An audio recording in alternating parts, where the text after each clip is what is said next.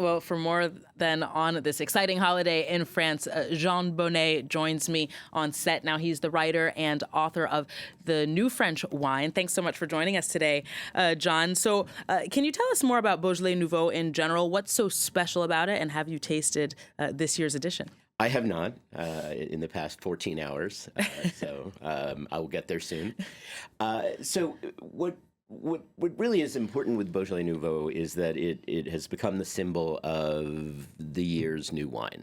It's really the first thing that's released, and it's not necessarily only in Beaujolais. There's other regions that do it. They do Primeur, but Beaujolais has sort of become the symbol of this year's harvest, of the end of harvest, and the eventual sort of release of the vintage. And it's a chance. I mean, historically, it was a chance to celebrate the end of a season and move into the holidays, and it kind of came at this perfect time to just take a pause, celebrate some agricultural bounty, and have fun. So can you tell us more about the Beaujolais region at large? Is there something that makes it different than other wine-producing areas? I mean, what's exceptional or at least noteworthy about it? There are very few places in the world where you find a grape and a place so perfectly brought together as Beaujolais and the Gamay grape. It truly thrives there, the types of soils, the climate, the culture around it, and it just makes exceptional wine, honestly, much better than I think most people give it credit for. And when you dig into the history of the region, you see that it has, at times, been enormously respected. And there's something simply kind of perfect in that marriage, but also utterly pleasurable. It makes wine that is just absolutely a joy to drink. Your description makes one really want to try it, which is all the more ironic, right? Because it doesn't have a particularly prestigious reputation. It's not very expensive. It's often it's not seen as a noble wine. You won't see it in starred restaurants necessarily. So how do you explain this kind of paradox? Well, it's funny. So Beaujolais Nouveau, you will not. But good Beaujolais, Cru Beaujolais, and even some of the good Beaujolais Village, now you do. You will absolutely see it in a 3-star restaurant, or pick any of the world's 50 best, and they will have exceptional Beaujolais, in part because in the past, let's say 10, 20 years, it has found this reputation for being kind of a good alternate to Burgundy, because Burgundy has become so expensive. So it's interesting. It was actually Nouveau that made things very difficult for the region to prove that the wines could be very good, because that was and is this kind of simple wine. It's meant to just be sort of like harvest juice you enjoy in the moment.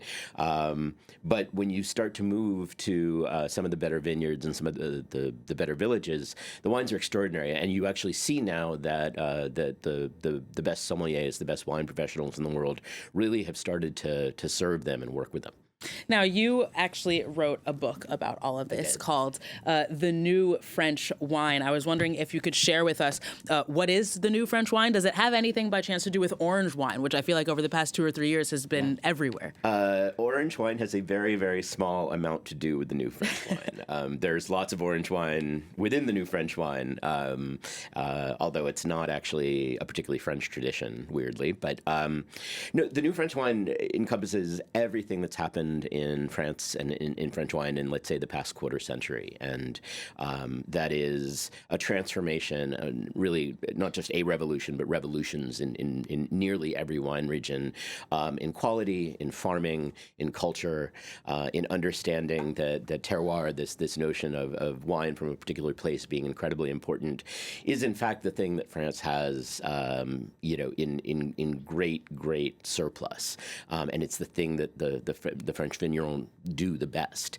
And so whether it's Champagne moving from kind of a luxury good to an artisan product, or Beaujolais moving from being thought of as this kind of cheap, everyday wine to being something much, much more important, or the arrival of orange wine, or the wines of the Loire turning from bistro wines to, again, being very, very fine wine.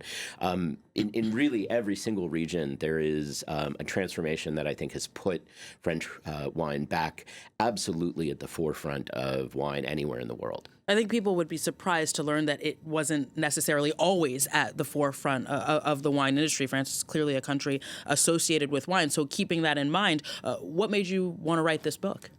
So I spent a long time in San Francisco as the wine editor of the San Francisco Chronicle. When I was there, I saw similar things happening in California. I wrote a book called The New California Wine that was about this transformation of another very big, very important wine industry.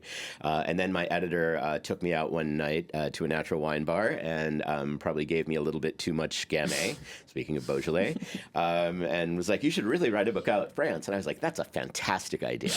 And that's how books get started, for better or worse. Well, in vino veritas, as they say, so I'm sure that idea somewhere was always brewing in your mind, sober or not.